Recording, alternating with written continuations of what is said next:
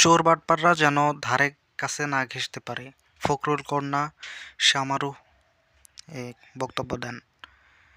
তিনি আরও বলেন, ঠাকুরগাঁও এক আসনে দীর্ঘ প্রতীক্ষিত জয়ের পর যখন বিজয় উল্লাসে ভাসছেন নেতাকর্মীরা, ঠিক তখনই এক ব্যতিক্রমী ও কড়া বার্তা নিয়ে হাজির হয়েছেন বিএনপি মহাসচিব ফখরুল ইসলাম আলমগীরের বড় মেয়ে ডক্টর শামারু মির্জা।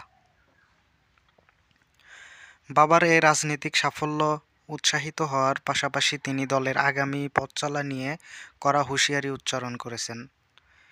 নিজের ভেরিফাইড ফেসবুক পেজে দেওয়া এক পোস্টে শামারু মির্জা ক্ষমতায় অপব্যবহার রুখতে এবং দলের ভাবমূর্তি রক্ষায় কঠোর অবস্থান নেয়ার আহ্বান জানান।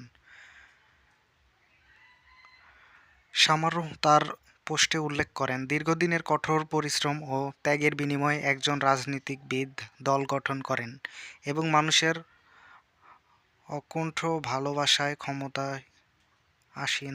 ক্ষমতাসীন হন।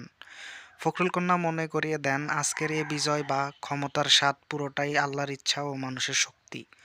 তৃণমূলের কর্মীদের দীর্ঘ রাজনৈতিক লড়াই ও ত্যাগের প্রতি শ্রদ্ধা জানিয়ে তিনি এ অর্জনকে সহিত-করের ওপর জোর দেন।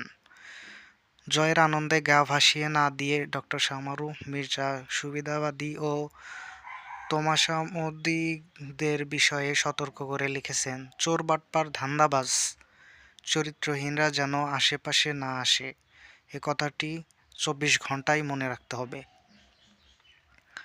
রাজনৈতিক বিশ্লেষকদের মতে জয়ের ঠিক পরই এমন বাস্তববাদী অবস্থান অত্যন্ত তাৎপর্যপূর্ণ। সাধারণত বিজয়